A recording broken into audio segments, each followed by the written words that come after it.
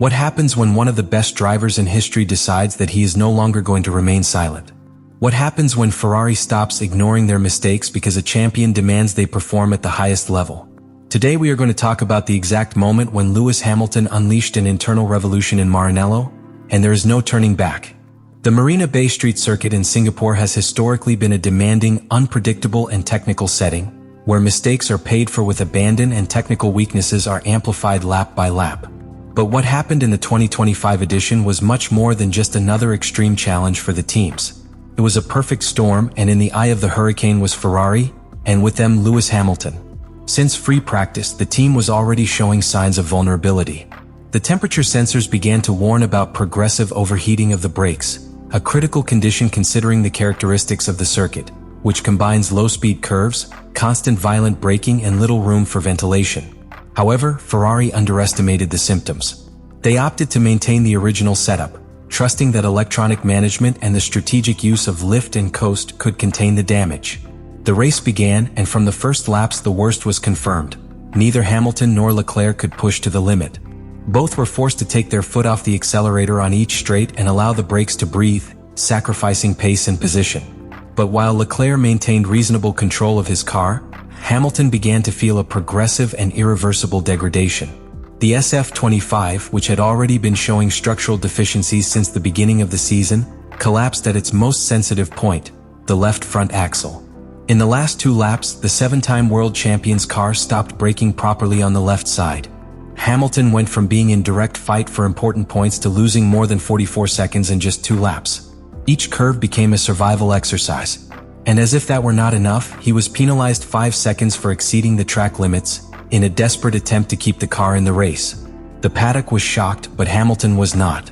For him, that experience was simply the culmination of a season of frustrations. Since getting into the Ferrari in the pre-season tests in Bahrain, the Briton had expressed concern about the lack of consistency in the rear axle, the instability during braking and the car's poor ability to adapt to his style. But in Singapore, it was no longer about fine-tuning or personal preference. It was a serious failure of reliability and technical judgment. And that, for someone like Hamilton, was unacceptable. The most shocking thing came after the checkered flag. Lewis, who for more than a decade had maintained a public profile of diplomacy and restraint, decided to break the narrative. He no longer spoke as a pilot. He spoke as a leader. In a carefully worded message on his social networks, he publicly denounced the fragility of the car, the lack of technical response and the urgency of real change within the organization. It was not an emotional release. It was a declaration of intent, a warning to the Maranello leadership. His message was not directed to the public or the press. It was addressed to the engineers, the designers, the management team, to all those who for years have kept Ferrari stuck in a culture of complacency and conformism. And he did it with a clarity and determination that had not been seen since his most combative years at Mercedes. That day in Singapore, Hamilton was no longer Ferrari's new driver. It became the trigger for a revolution. And what would happen in the following days inside the Maranello offices would mark the beginning of a new stage in the history of the Scuderia. After the storm in Singapore, Lewis Hamilton did not retire to the shadow of the garage. Quite the opposite. Instead of waiting for Ferrari to resolve its own mistakes, he assumed a role that few drivers in modern history have dared to take. That of architect of the technical future of a team that, until then, seemed trapped in a culture of structural stagnation. In other words, he stopped being a simple executor behind the wheel and became the catalyst for a complete redesign of the Maranello sports project. The key to this new chapter lies in the direct access that Hamilton has to the engineering, development, and strategic decision-making processes within the team. Access that, until now, was only reserved for internal Ferrari figures. But management quickly realized an uncomfortable truth. If they wanted to avoid a repeat of the history of frustrations, they had to let in fresh air. And Hamilton didn't just bring air. It brought a storm of technical demand. The incorporation of Loic Serra as the new technical director was the first major indication of the power that Hamilton was beginning to exert. This French engineer was not only a key player in the golden era of Mercedes. He is also a figure who understands Lewis's language perfectly, both emotionally and technically. Together, they designed a working model where the driver's voice is not limited to the radio during a race, but directly defines the DNA of the next season's car. That car is the SF26, and it is no longer a generic Ferrari for two driving styles. It is a car in development that seeks to surgically adjust to Hamilton's aggressive, fluid, and precise style. From the simulators to the test benches in Maranello, the Briton's feedback is defining elements as profound as the geometry of the front suspension, the mass balance during braking, the aerodynamic stability and quick changes of direction, and even the level of structural rigidity of the chassis. One of the fundamental problems of the SF25 was the instability of the rear axle, something that for other drivers could be tolerable, but for Hamilton it is a determining factor that compromises his corner entry style. The new architecture of the SF26 includes a complete review of the anchor points of the rear suspension system, in addition to a redistribution of the aerodynamic center of pressure, seeking a more neutral, more stable, and more responsive platform to its handling. But the work doesn't end in the car. A quiet transformation has also begun within Ferrari's operating culture. Hamilton has brought to the table internal practices that he learned during years of success with Mercedes, from the creation of shorter and more efficient communication channels between engineering and strategy, to more demanding post-race technical analysis sessions, where each decision is dissected with the same rigor with which a qualifying lap is analyzed. In this new model, the pilot not only informs, the pilot directs. Hamilton reviews data, participates in development sessions with aerodynamics engineers, and openly questions strategic decisions, forcing the team to justify its plans with solid arguments, not tradition or inertia.